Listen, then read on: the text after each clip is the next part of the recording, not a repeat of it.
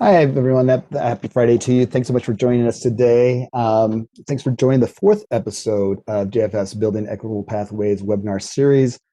I'm Derek Nino. I'm an associate director at JFF. I hope that wherever you are safe and you are warm. Right now, I will admit that top of mind are those people that are enduring the cold, especially our friends out in Texas, and also those that have to endure looking for shelter, food, and clean water on a daily basis. So, thoughts with them. Again, thanks. And if you would, take a look at the chat to see a link to our page that familiarizes you with the Building Equitable Pathways initiative. This webinar series is made possible by the Bill and Melinda Gates Foundation and provides us with an opportunity to share what was learned over 2 years of working with technical assistance providers, Equal Measure and Square Button, as well as with 7 leading intermediate organizations from across the country.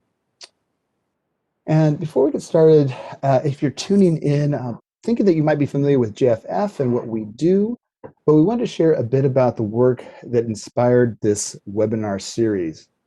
The Gates Building Equitable Pathways Initiative spanned 2 years from late 2018 to late 2020, with a goal of dramatically increasing career and life outcomes for Black and Latinx youth and youth experiencing poverty.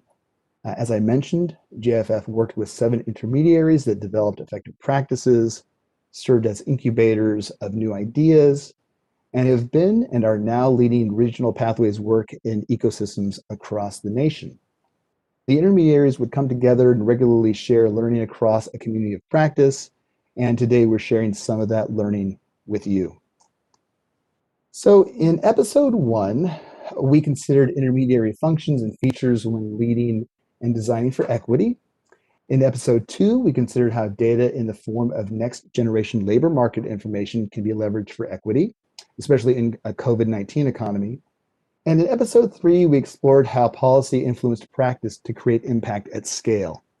Today, we'll be hearing from Rush Education and Career Hub, or REACH, to learn more about building capacity for the workforce of the future.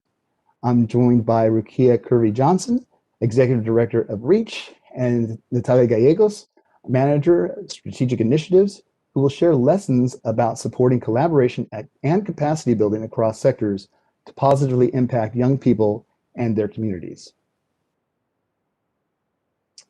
So, a little bit of bookkeeping. If you have a Twitter account, please tweet at us so that we can get your input in real time. These are the Twitter handles and hashtags that we'll be using during today's conversation and the Building Equitable Pathways series overall. We'd also encourage you to use the chat feature to ask questions, which we'll be curating and answering either in the moment or as part of the question and answer session toward the end of the presentation. And to help familiarize you with the chat feature, we invite you to share a bit more about yourself, your name, the organization you work for or with, and a question that brings you here today. Throughout the presentation, be sure to look to the chat for links to resources.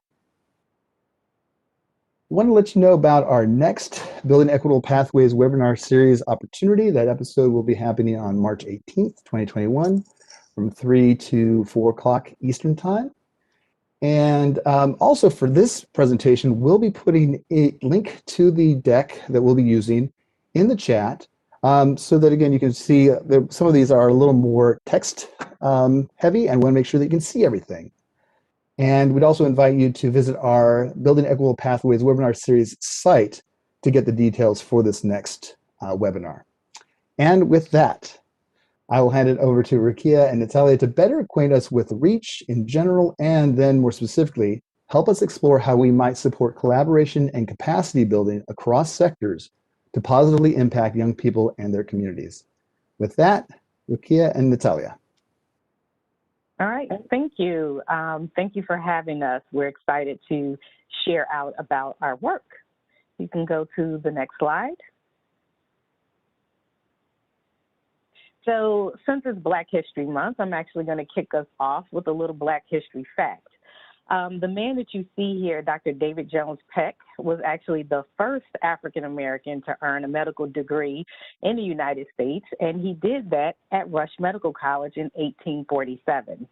So not only did Rush graduate the first African American male with a medical degree, but it has also been an anchor institution on the west side of Chicago since the founding of the city. So there's clearly something in the DNA of Rush that has been there since the beginning and lives on in the work that we do today to diversify the STEM and healthcare workforce, and is aligned with our mission to improve the health of the individuals and the diverse communities we serve. Next slide. And so when we think about improving health, for us that meant taking a look at the factors that affect health. We are spurred by the economic and health disparities that we see in Chicago and, of course, across the nation. And so these disparities are made visible in the death gap, meaning those born and living in high hardship areas have a lower life expectancy than those that may live 2 to 3 miles away in higher income neighborhoods. And we also see it represented in the fact that a lot of our Black and Latinx children live in low child opportunity areas, which are based on education, their health environment, and socioeconomic opportunities. And so, next slide. When we think about addressing these gaps that really persist across racial, ethnic, and income groups, we know that there is so much work to be done. There's college persistence gaps between Black and Latinx students that are really almost 20% lower than their white peers. And of course, we know the pandemic has actually exacerbated that. We know that there's a critical shortage of Black and Latinx physicians, and this plays out in some of the disparate health outcomes that we see.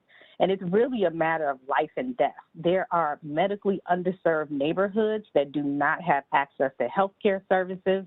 And in fact, some of that is because we need more neighborhoods or more physicians that take Medicaid or Medicare, and we know Black and Latinx doctors are more likely to do that. And so increasing that representation is critical to increasing access to care for many Americans. And then there's also the gaps that are a function of and sustained by systemic and structural racism. And they show up very clearly in higher unemployment rates, lower economic mobility, and again, that educational attainment level. And so we recognize the danger of continuing along this path and know that we have an opportunity to do something about the inequities that we see. Next slide. That opportunity for us is really based on where we are. Rush is situated in the Illinois Medical District. We're near other healthcare systems, other colleges, and tech hubs, and we really have a chance to address the access to high-quality jobs for area residents, as well as that medically underserved neighborhoods that actually exist near the medical district, if you can believe that. And we have to ask ourselves, how can we implement strategies to close the gaps and elevate communities to not only survive, but thrive? Next slide. It leads us to ask the question of how do we create that next generation of community problem solvers, that healthcare workforce of the future, and lately, as we've heard, that next generation of healthcare heroes. Next slide. And we believe that answer is the Rush Education and Career Hub. We know that the healthcare field does not have enough leaders of colors, and that it should be led by individuals that are as diverse as the population it serves. And so every day we educate, empower, and prepare Black and Latinx and low SES youth for the future of work, developing that next generation of healthcare leaders, putting them on a path to skilled, high-quality employment and greater economic well-being. Next slide. And to develop our approach, we looked at the research and considered the community and the students that we serve. It is 85% Black and Latinx, primarily female, primarily low income, and primarily first-generation college students. Next slide. Our approach is actually based on the research that we've seen, where it's important to begin sparking interest in STEM and healthcare during early years. And so we have a pipeline of programming that is strategic about igniting that interest and providing resources to support students along their educational continuum. And so we actually think about preparing young people for all levels of the STEM and healthcare field. So everything from your medical assistant to the physician to a health IT project manager or a research scientist. From early childhood activities to paid work opportunities in college, we provide those hands-on experiences, that workplace experience, as well as the connections and academic enrichment to support access and success in the healthcare field. I want to just, reiterate a point that our promise is actually to empower minds and create opportunities. And so we create those opportunities for youth to strengthen their academic preparation and stamina for STEM learning. We create opportunities for youth to explore careers in a variety of fields beyond that clinical space, as I mentioned before. We create opportunities for access by providing paid internships, mentorship, and wraparound supports to facilitate student and family engagement. And we create opportunities for you to gain valuable work experience preparing Chicago area students for the healthcare industry. And so I'll turn it over to my colleague, Natalia, to talk about some of our impact to date. Thank you very much, Rukiya. So how are we measuring impact? So as Rukiya mentioned in previous slides, we are dealing with large gaps in educational attainment and as well as lack of diversity in our healthcare careers. And so for that reason, we're very strategic when it comes to building strong partnerships with our local K through 12 schools as well as our post-secondary partners. And that's to close the gaps in educational attainment, but also to increase the access to students that we serve. So on our slide, you can see we collaborate and work really closely with 10 Chicago public schools that reside within our West Side community, 5 elementary and 5 high school. And we also really partner closely with higher education institutions like City Colleges of Chicago, as well as University of Illinois and Rush University. And as a result, we've been able to reach over, we'll go back a second, thank you. As a result, we've been able to reach over 3,000 students, teachers, and families throughout our programming and outreach work with CPS. Next slide. All right, so other ways we're making impact is by providing students with practical technical skills. And we have made this a very much of a priority for us. So 88% of our students are learning practical health-related skills.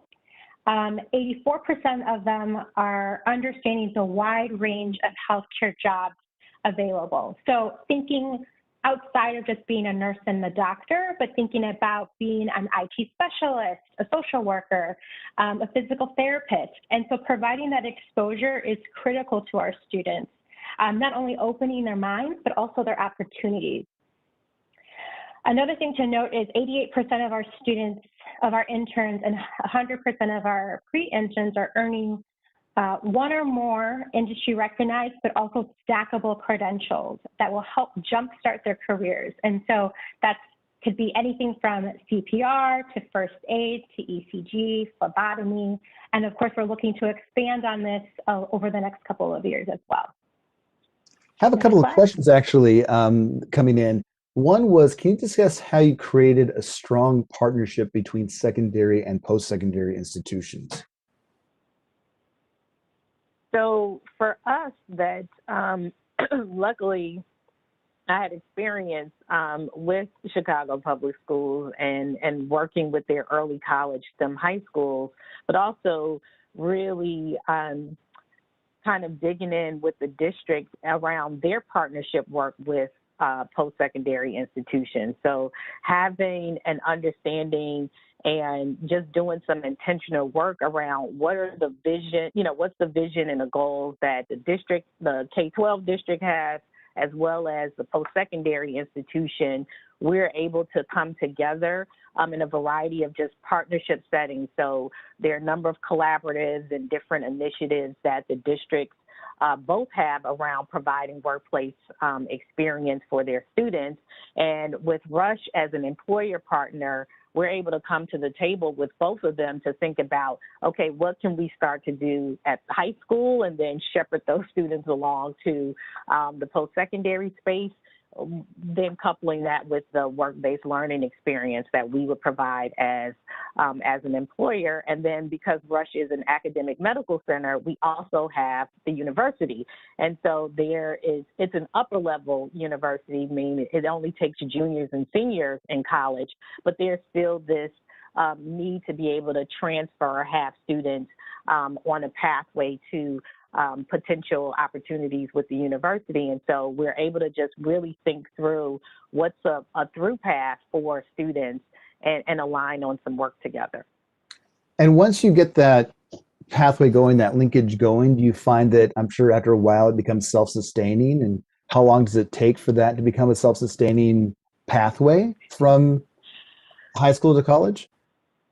I'm laughing a bit because I don't know that it's ever going to be self-sustaining. I think that there's always intentional work that has to be done there just because of the amount of turnover, unfortunately, that happens at the district level, at the K-12 space, as well as in many cases in the post-secondary space. And so there's a need to have, once you do develop at least the model, yes, that's great, and it can be tweaked and modified a little bit each year, but there still has to be this intentional work around connecting the dots for new people that come in and, knowledge management and sharing around, history and context, et cetera, to keep things going. Great, thank you for that. I'll get us on to the next slide. Thank you. So how are we valuing workplace experiences and contributions? So Rukiya touched on this. Rush, we can't do this work without Rush. Rush is our primary and biggest employer in this work, and we've had a long-standing relationship since our existence. So what we've done and have continuously done over the years is evaluate and take time to listen to our host preceptors. And this is the feedback that we got from them. So 97% of our host preceptors agree that they have valued having an intern in the department. 94% of them agree that an intern has made a valuable contribution to the work that is going on in their department. And one thing I want to note is our students are not just shadowing; they're actually doing work in these departments, and not only provides contribution to the student, or not experience to the student, but it also contributes to the success of the department itself. And of course, 80% of them have reported that interns' initiative and collaboration skills and practical skills, which I mentioned before, have been reported high. Next slide. So we talked a little bit about our cradle to career, and Rukiya touched on our approach as well as our continuum of development, but we want to talk about persistence across our programming. And what we've noticed is that 79% of our students are returners. They might have participated in an elementary workshop and then are in middle school enrichment programs and now are going into high school and participating in our MedSTEM Pathways program. So year after year, we've been seeing high rate on returns. We've also noticed that students want to return from year after year. So we had 88% of our students starting as a MedSTEM Explorer last summer and returning as an intern this year, and they're wanting to kind of continue within our programming.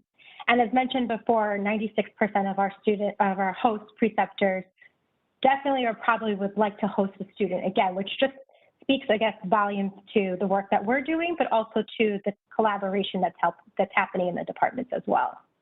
And then one big one that I always like to acknowledge too is that 100% of our college-age interns are continuing to progress towards their degree. So they're going into health and STEM care careers, and they're pursuing those majors in the fields that they are encouraged to do so. So developing occupational identity. So how are we strengthening the commitment to healthcare careers and how are we getting students to commit as well? And one of the things that I just want to note is that we do get students that are interested in healthcare, and they have a strong interest, but it's the range of careers that we're trying to expose them to, like I mentioned before, outside of that nursing and becoming a physician. So 89% of our students have said that the program has made them more committed to a healthcare career. They've also say that 89% of them have also had the program have given them a clear idea of next steps. So one of the things is that we want to provide other opportunities. So outside of our programming, we're providing mentorship, resources, exposure, experience, so that they can have a better understanding of the next steps in their career to take. All right, and this slide just kind of shows the overall high-arching impacts that we've made across the year. And I'll touch us on a few of these, but the first is, as Rukiya mentioned before, we're providing paid work-based learning experiences and internships to our students. And even with, unfortunately, the pandemic that hit us really hard last year, we were still able to provide over 250 opportunities to our high school and college students. We also launched our first middle school HOSA junior chapter in Illinois. It's the first chapter for the middle school grade band, and we partnered with Det Elementary to provide that charter. We are also, as mentioned before, 85% of our students are participating in high school, 85% of our high school students have earned industry recognized credentials that are stackable. And then we continue to see 95% of our students persisting in college and in majors in healthcare. And I'll turn it back over to Rukiya. All right, so we can go to the next slide because we're going to take a closer look at one of these students. So I want you to meet Celeste. She's one of our fabulous young scholars behind the numbers. I met Celeste when she was a junior at Crane Medical Prep High School, which is one of our partner schools. She's interested in psychology and art. She's also big on lifting up the voice of young people, big advocate. And while she was at this medical prep high school, she didn't necessarily see herself in a clinical setting, just still wasn't sure what she was going to do, and wasn't completely sure about her path. But she was open. So next slide. And when you think about it, Celeste is like so many young people, right? When you see her at the center, you can have so many influencers and different stakeholders that are coming at young people. And while well-intentioned, it can be fragmented and siloed and provide little coherence to Celeste or her family or other caring, connected adults that may be charged with guiding her. And so part of our thinking is always like, how can we help young people like Celeste navigate a series of complex and sometimes disconnected environments, so the school and work and family and all of that, as well as the numerous decision points that you'd have to make before getting on this path to a fulfilling career. Next slide. And so one way to do that is to develop a career-connected learning program with an emphasis on coordinating and collaborating as much as you can across different stakeholders. So our RUSH team actually piloted a health IT pathways program that sought to connect young people with this in-demand field.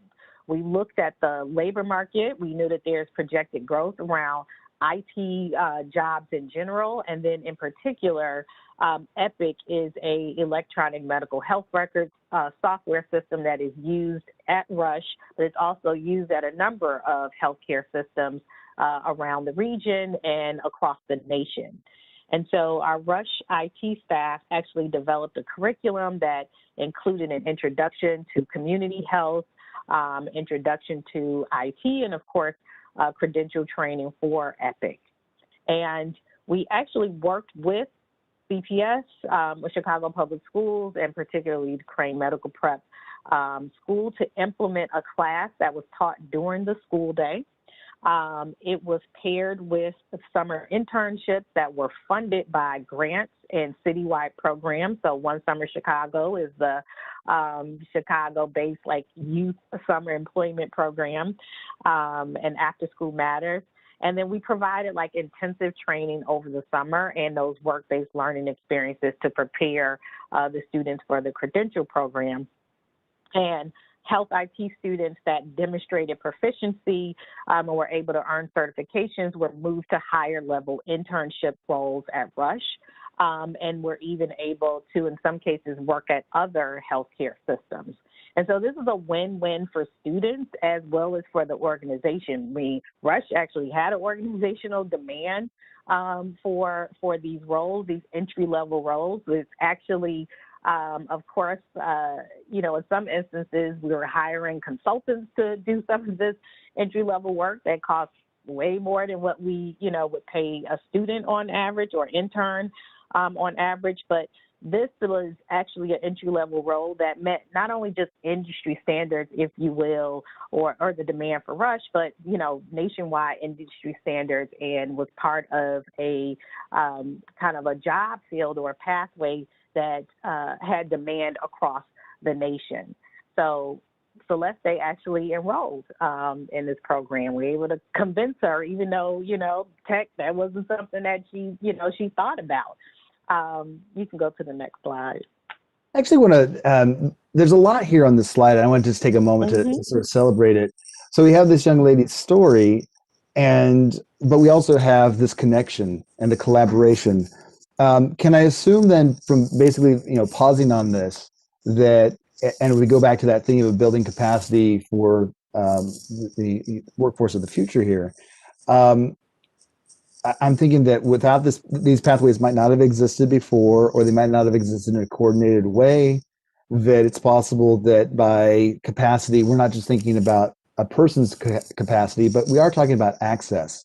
So am I right that maybe some of this might have existed previously, but it wasn't coordinated? And this was an opportunity to invite somebody to be their best self. Is that possible? Absolutely. It was about inviting someone to be their best self and access things that they didn't know was possible. I'd say there had been other IT programs, but not anything in the health IT space. And certainly not anything at this level. Epic is actually a vendor, like it has to be sponsored through an employer. No one can just sign up and say, I want to get an Epic certification off the street. It has to be an employer that is sponsoring that and managing and coordinating that. And so, no, it's not just available. This was a new avenue that was opened up for students participating in this program. And I think something new for the field, in a sense. We didn't necessarily know. We were trying to think through what's the, when you think about those entry-level jobs and what's really necessary to do the job, right, versus the ideal and, maybe every level of, certification or credential. But it was like, okay, what do we really have a need for, and what could a young person do right now, even, with just a high school diploma? What could they do? And that was one of the thoughts around developing this initial pathway to this entry-level role. And I'm thinking about the wider applicability of your story, how you're talking about Epic. That was an invitation for the employers to plug in, that this might not have been available. You're talking about labor market information, that being in touch with and knowing what's valued in the local labor market will invite some of this coordination and collaboration. We have a question regarding the health IT class taught there in CPS. Was that taught by a teacher? Is there a dual enrollment option? What does that capacity look like? What does it look like to activate secondary, post-secondary, and get the responsible adults of the system to be adding their capacity to this? This was absolutely challenging.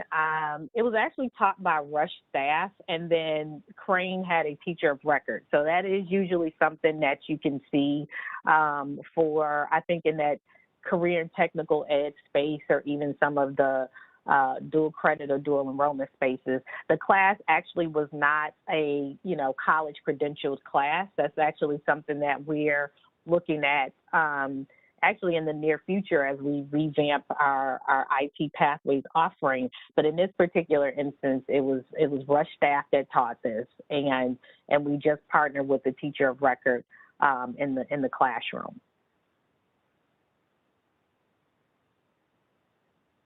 For those of you that are looking at me, won't look into the side here, there's some questions, and thinking about drawn to the network with others who are working in out of school time, specifically to develop opportunities for marginalized middle school students to find a purpose for their education. So I think this is particularly pertinent now. We have a lot of students that might still be at least in a hybrid situation, if not completely online. So can you speak to the opportunity here to network, to collaborate in a cross-sector way, across partners, and how are you maybe mitigating some of the challenges of out-of-school time, or actually taking advantage of some of the out-of-school time? I don't know if Natalia, you want to take this, but we absolutely have. There are a couple things that we have. So we, thinking about middle school, we actually have several programs now in the middle school space that are around introducing young people to careers, but also thinking about that educational pathway and that social emotional learning, like what are the things, how can we help them explore their own interests and strengths and think about the path they might want to choose. And so we have something called Future Ready Learning Labs that we did in partnership with schools, and we actually did that during the school day. But with COVID, that has changed to an after school enrichment program. And Natalia, you can add on to that.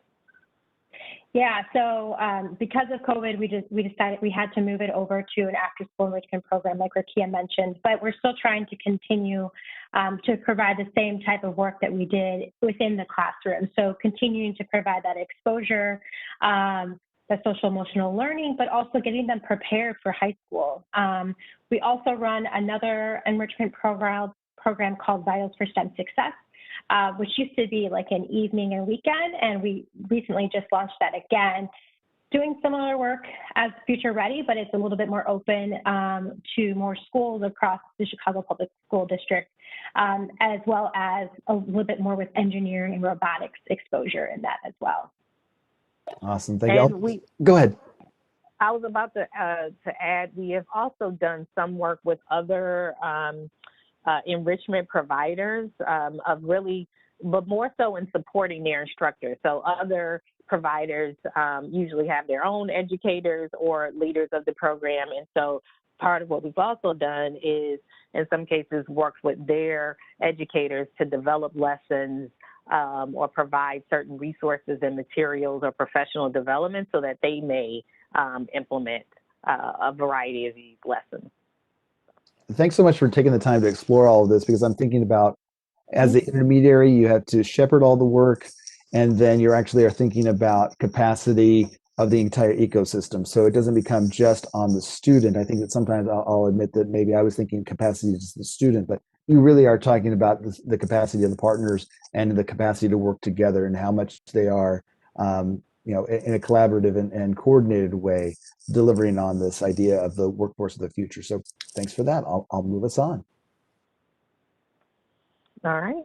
So Celeste actually, she completed her internships and was able to earn 2 certifications in EPIC. And I just want to note, I mean, this is something that grown people, adults are usually also working towards. And she graduated high school and enrolled in Malcolm X College, one of those city colleges, and started working and moved over to a part-time role as a clinical systems analyst since her first year of college. And so this provided her with much needed financial support, but of course, valuable work experience and exposure to other just professionals and, for her to learn from, right? And so she actually graduated last year with her associates from Malcolm X, and then has transferred to Rush University to get her bachelor's in health sciences.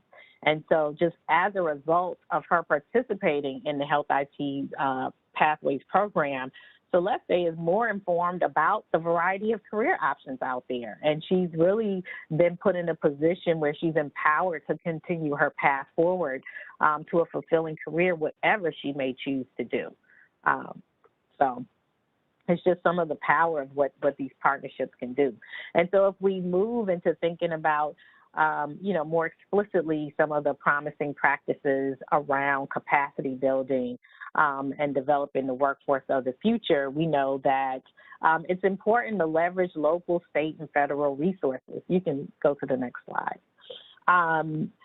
There's no shortage of people and organizations doing the work to help young people realize their dreams.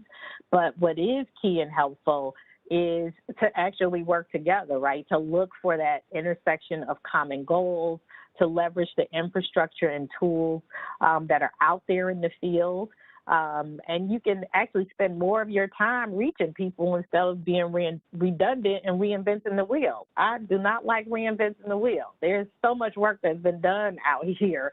I'm all about leveraging the lessons learned and using what's there to find ways to partner and move forward. And so that includes tools, that includes working together on funding, that includes thinking about key metrics and indicators. So we'll align and look at what are state and national definitions for key metrics and leverage some of those for our own work, and then also share out about that in a number of forums. So whether it's different cooperatives or collaboratives that are out there for us as an employer partner, for us as a intermediary, as well as for us, just in the education space, we leverage the work that's already been done around tools and structures and fundings and metrics to move the work forward.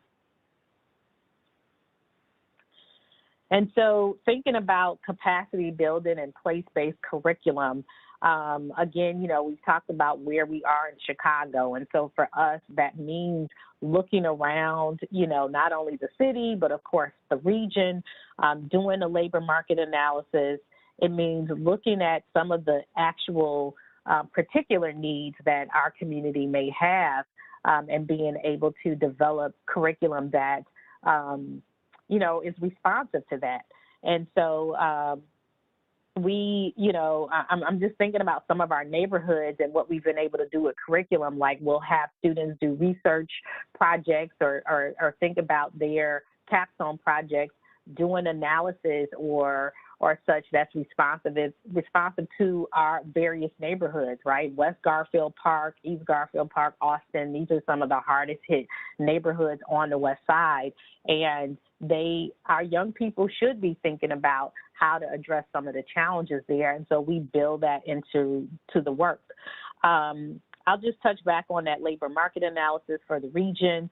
We check burning glass, NIU, National Northern Illinois University has a career-connected pathways system that we work with them around some of these definitions and looking at the market. And then we also, of course, check internally with, Rush HR. I mean, that's as close as you can get to immediate demand, is understanding the qualifications and the needs that the organization has at the moment. And so we build that into our curriculum.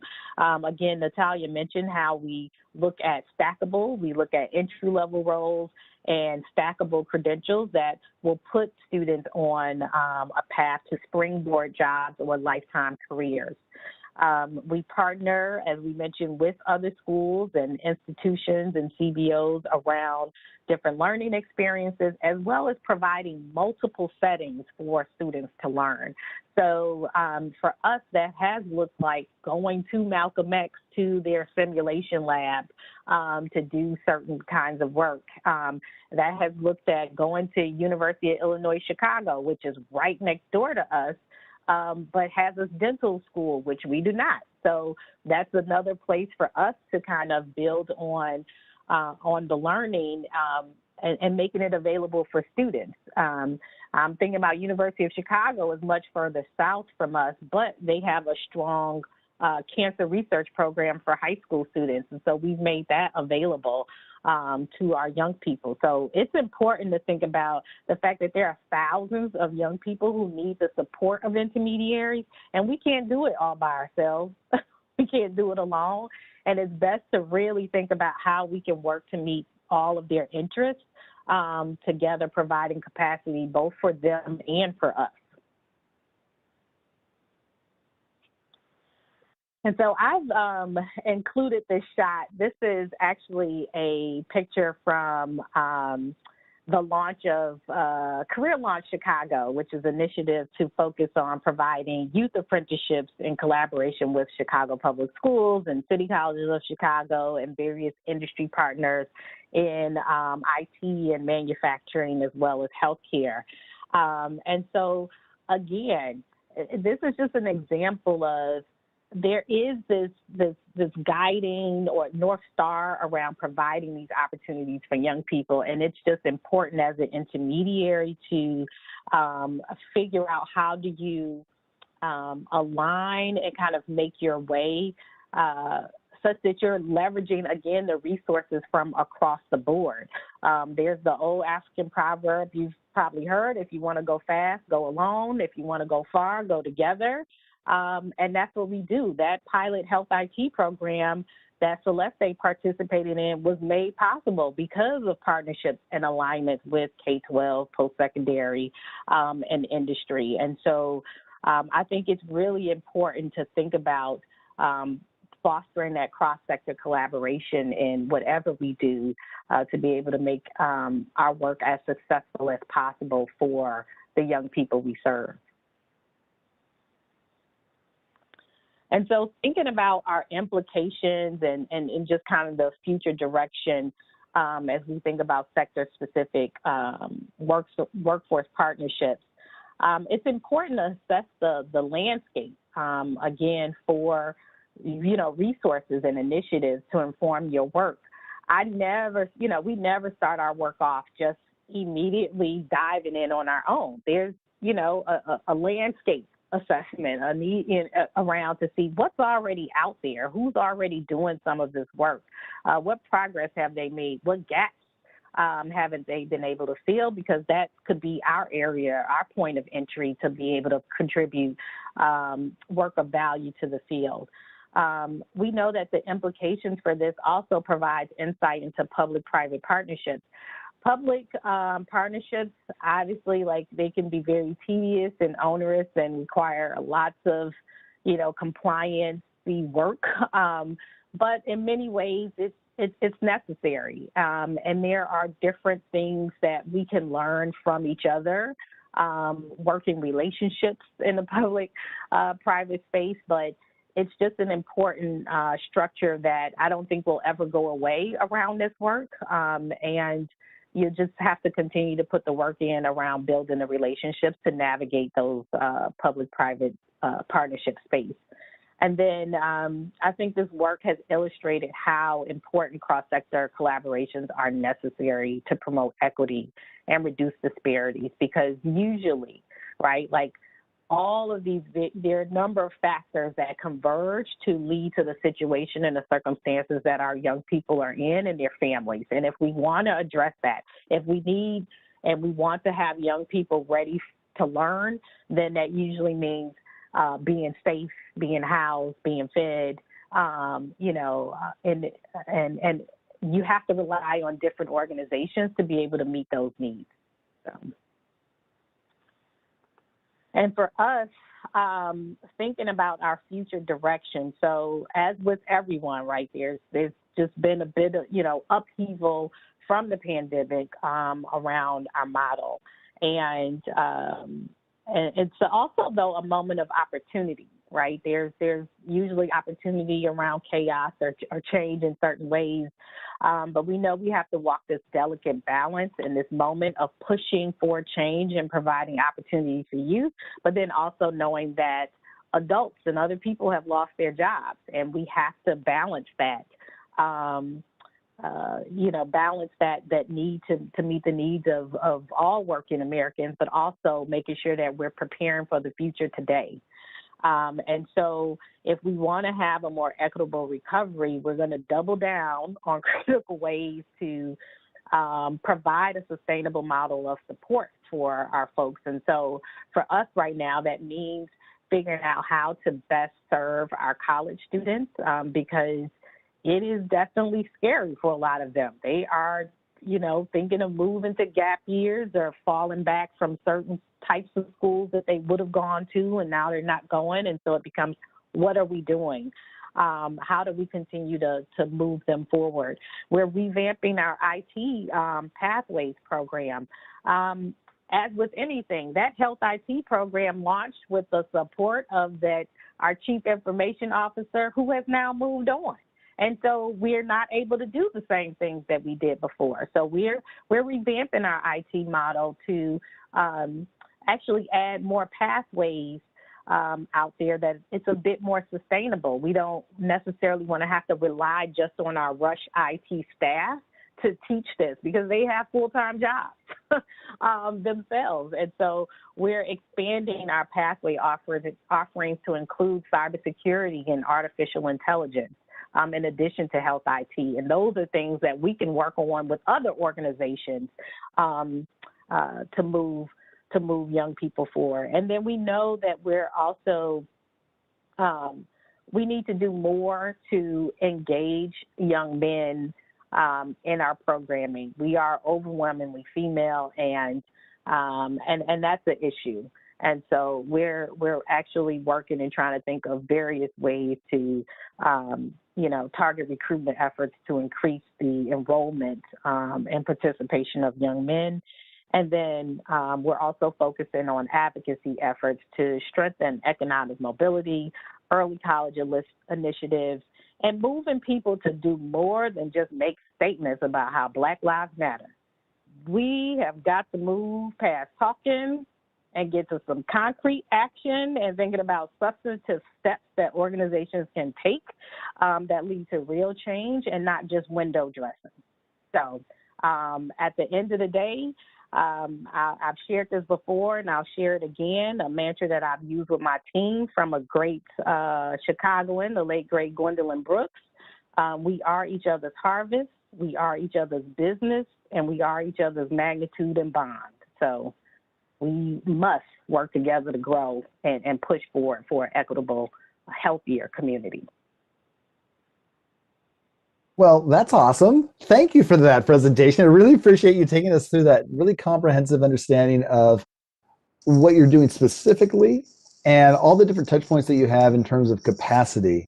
And I want to move us from, people can see on the screen your contact information, Rukiya, but I'll let everybody know that at the end of this presentation, they should expect, or after this, they should expect a follow-up so that they'll be able to contact you if you have any questions going on from there. But I want to take this opportunity then to speak with you about this and get a better understanding of the work that you're doing and get to the thinking around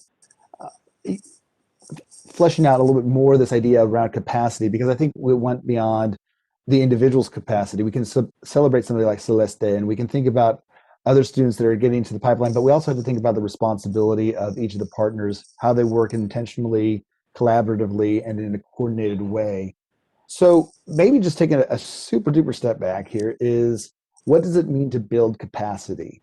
Because I think that it could be interpreted in so many different ways by so many different people, depending upon where they are. And you as the intermediary get to interface with all the different partners. And so their thinking of capacity might be different than yours, and it might even be different than what the students actually need.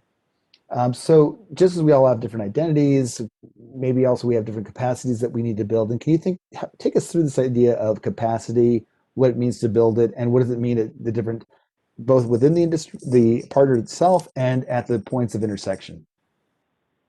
Yeah, so capacity building is really about developing and strengthening the skills, abilities, processes, resources that an organization or communities need to survive and adapt and thrive, right? It means identifying and developing new knowledge, tools, and structures to do more, to be more, and to grow. And so when I think about our largest role as an intermediary, preparing Black, Latinx, and low SES young people for the workplace, it means working with young people to consider all those power or soft skills that really support their success beyond the technical skills, right? Like yes, you can get a curriculum, you can show them this is the way, to achieve certain credentials, but we know workplace success is often based on many factors outside of what you're able to produce in terms of the work, right? It is those soft skills. And so it is building capacity for that young person means helping them develop soft skills or success skills.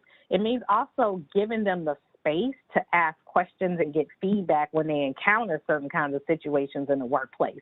You can't just do workshops and send them along their way. They need to be able to, fall back and have a safe space to have conversations about how, how things work. For us, that also has meant building capacity with the intern hosts or preceptors. So you can look at that as other employer partners to be able to set interns up for success, right? So that's everything from working with them on how to manage an intern, thinking about meaningful work products, how to integrate them into a work environment or team. That's not something that the employer partner is always skilled with. And so as an intermediary for us, it's about working with them to get the tools and structures to have the capacity to do that, to be successful for both them and for that student. I'm thinking also about, Natalia, maybe I'm going to be asking you a question here. At the very end, Rukiya, you mentioned about diversifying, and I'm thinking about Reach, Rush as an employer and as the intermediary. And so I think that requires, you're thinking about your capacity and you're thinking about the healthcare pathways or health sciences, but you're also thinking about cybersecurity and maybe AI, something IT related. And so I just kind of wanted to celebrate that if we're thinking about capacity, that you had to think about your own sustainability, the program sustainability. And by diversifying, you are able to look at two related or maybe embedded industries within your own. And so just trying to encourage some thinking for our audience, like how could they think about diversification in their local labor market, that they might be touching other industries that they aren't quite aware of. And in terms of thinking about, Natalia, you shared with us thinking outside of doctors and nurses. I think for many people, they think healthcare, they think doctor, nurse. And there's so much else out there. And I thought about this as the capacity of the pathway, that it's more than just this tiny straight line from A to B, doctor or nurse. It's really this robust interstate of all these other related careers. So can you talk to us about maybe career ladders, thinking about where you could start here and then you might go up rungs and get from both as you're going up, you're in a meaningful career, but you also have some further education options. So how are you navigating maybe directly providing training, picking up stackable and portable credentials, and then how are you thinking about this as a longer play for a career ladder? Yeah, so one of the things is that we do get students that are interested. They'll come in and they say, I want to become a nurse or a doctor. I actually want to be a neurologist because Grey's Anatomy shows me that I can be a neurologist. And it's like, that's great, but how do you get there? And what's the process to get to that career? And our thing is providing something that's tangible right away for them to have as well. So they graduate high school, and especially now more than ever, Rukiya touched on it. So some students are taking gap years. Some students are trying to figure out what they're doing. Do they go back to school or do they work or stay at home? So we're wanting to try to provide them. So if it is nursing, let's just say, how are they getting there and what can we do to help them get there? So we're providing credentials like ECG and phlebotomy that will stack up to a PCT. And so that when they graduate, they could work part-time as a PCT, possibly at Rush or one of the other medical institutions in Chicago. And then that could help them elevate them into into that nursing degree. We also talked about, we have a medical assistant program at Rush, and we're looking to somehow maybe in the future provide this opportunity to our students. Well, we found out that if they could get that certification, if they're wanting to pursue, let's say, a medical physician assistant, degree, they need hours. They need hours before they even go into that program. So how can we provide them maybe with a medical assistant first that will help them get into that career? So we're looking at different avenues too. Rukiya touched on health IT, looking outside of just EPIC, and even also looking outside of possibly, just this health system. Maybe there's other opportunities in IT that students can see an opportunity to get into. Thank you for that. I realize we're coming up on time and maybe you just have time for one or two more questions, but I was wondering if you could talk about the employer piece just a little bit, which I think is absolutely key. And I don't know if there's anybody thinking, well, yeah, it's so simple for them. They have a built-in, they're the employer themselves. They're the intermediary, they're the employer. It's all just built in. It's so easy. And, they just blink their eyes and it's done. But what's the employer piece look like? How would you engage an employer if we step back from health sciences or healthcare and we think about just what are the main features that you need to have so that you are building the capacity, so that you are engaging across sectors, all these different partnerships. And if we can focus maybe on the employer, because we're talking about the workforce of the future and building that capacity. So what does it mean to engage an employer? How are they participating and maybe even influencing a reverse mapping into the classroom? So what does that look like? So for us, that has been, I do want to actually clear up a misconception. It is not so easy, even though we're part of the system. We have to do the same level of kind of work and engagement. It might be a little easier because we got the same, rush.edu in our email, but we have to do a lot of the same work to engage them around what does this mean, what does it look like, and selling them on why this is good for them as well as the student. And so part of that is doing, we do outreach sessions, we do info sessions for our employer partners.